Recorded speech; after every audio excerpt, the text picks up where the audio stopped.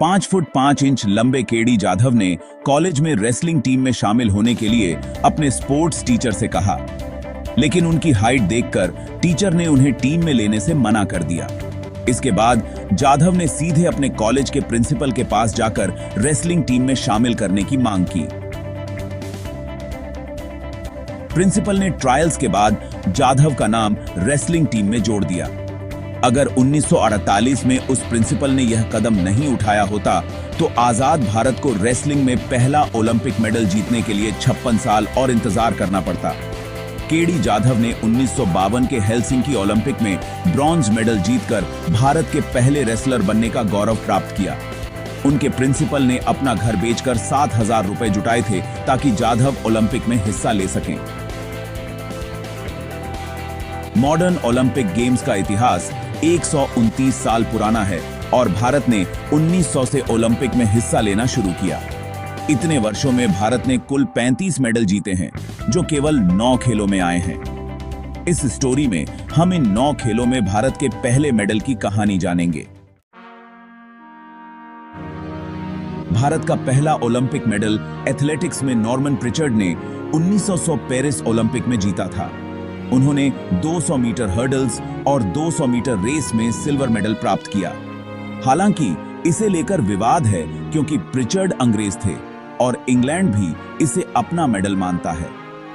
Pritchard ने भारत में कई स्टेट लेवल कंपटीशन जीते और उनके मेडल को भारत का माना जाता है क्योंकि उनका जन्म और शिक्षा भारत में हुई थी। प्रिचर्ड का मेडल इसलिए भी खास है क्योंकि एथलेटिक्स के ट्रैक इवेंट में भारत को आज तक कोई अन्य ओलंपिक मेडल नहीं मिला। भारत ने फील्ड हॉकी में अपना पहला ओलंपिक मेडल 1928 एम्स्टर्डम ओलंपिक में जीता। भारतीय हॉकी टीम ने लीग मैचों में ऑस्ट्रिया, बेल्जियम, डेनमार्क और स्विट्जरलैंड को हराया और फाइनल में नीदरलैंड को 3-0 से हराया। इस टीम में मेजर ध्यानचंद भी शामिल थे, जिन्होंने इस ओलंपिक में भारत के लिए 14 गोल किए।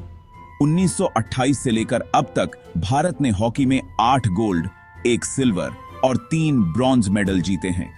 1980 के बाद भारत को हॉकी में पिछला मेडल टोक्यो ओलंपिक में ब्रॉन्ज के रूप में मिला। केडी जाधव ने 1952 हेलसिंकी ओलंपिक में कुश्ती का ब्रॉन्ज मेडल जीता, जो भारत का पहला इंडिविजुअल ओलंपिक मेडल था। जाधव ने 10 साल की उम्र में रेसलिंग शुरू की थी और राजा राम कॉलेज, कोल्हापुर में अपनी कुश्ती प्रतिभा को निखारा।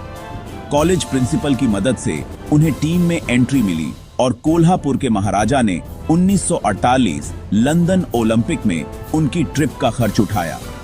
लंदन ओलंपिक में 6ठे स्थान पर रहने के बाद जाधव ने अपनी प्रैक्टिस बढ़ाई और 1952 में हेलसिंकी ओलंपिक के लिए जगह बनाई। में हेलसिंकी ओलंपिक सदी थी। लिएंडर पेस ने 1966 अटलांटा ओलंपिक में टेनिस में ब्रॉन्ज मेडल जीता, जो टेनिस में भारत का पहला ओलंपिक मेडल था। पेस ने पहले सेट में हारने के बाद दूसरे सेट में शानदार वापसी की और ब्रॉन्ज मेडल जीता। इस जीत के बाद भारत ने हर ओलंपिक में कम से कम 1 मेडल जरूर जीता है। कर्णम मल्लेश्वरी ने 2000 सिडनी ओलंपिक में वेटलिफ्टिंग में ब्रॉन्ज मेडल जीतकर भारत के लिए पहला महिला ओलंपिक मेडल जीता। उन्होंने 59 किग्रा कैटेगरी में हिस्सा लेकर हंगरी और चीन की वेटलिफ्टर को कड़ी टक्कर दी और मेडल जीता। मल्लेश्वरी से प्रेरित होकर पिछले 3 ओलंपिक गेम्स में भारतीय महिलाओं ने 7 ओलंपिक मेडल जीते हैं।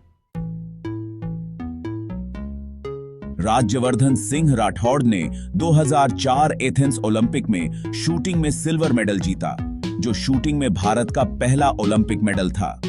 राठौड़ ने डबल ट्रैप शूटिंग इवेंट में हिस्सा लिया और सिल्वर मेडल जीता। उनकी इस जीत ने भारत के अन्य शूटर्स को प्रेरित किया और इसके बाद भारत ने शूटिंग में 4 और ओलंपिक मेडल जीते। विजेंद्र सिंह ने 2008 बीजिंग ओलंपिक में बॉक्सिंग में ब्रॉन्ज मेडल जीता, जो बॉक्सिंग में भारत का पहला ओलंपिक मेडल था। विजेंद्र ने लगातार 2 बाउट जीतकर क्वार्टर फाइनल में जगह बनाई और मेडल पक्का किया। इस जीत के बाद उन्हें सरकारी नौकरी मिली और भारतीय बॉक्सर्स को नई उम्मीदें मिली। पीवी सिंधु ने 2016 रियो ओलंपिक में बैडमिंटन में सिल्वर मेडल जीता। वह बैडमिंटन में ओलंपिक मेडल जीतने वाली पहली भारतीय महिला बनी। सिंधु की इस जीत ने बैडमिंटन को भारत में और भी लोकप्रिय बना दिया। रवि कुमार दहिया ने 2020 टोक्यो ओलंपिक में कुश्ती में सिल्वर मेडल जीता। वह पुरुष फ्रीस्टाइल 57 किग्रा कैटेगरी में हिस्सा लेकर फाइनल में पहुंचे और सिल्वर मेडल जीता। उनकी इस जीत ने भारतीय कुश्ती को नई ऊंचाइयों पर पहुंचाया। भारत के इन 9 खेलों में पहले ओलंपिक मेडल जीतने की कहानियां प्रेरणादायक हैं और उन्होंने देश के खेल इतिहास को समृद्ध बनाया है। अगर आपको मेरी वीडियो पसंद आई है तो वीडियो को लाइक कर देना और इसी तरह की वीडियो देखने के लिए मेरे चैनल को सब्सक्राइब कर लेना। जय श्री राम।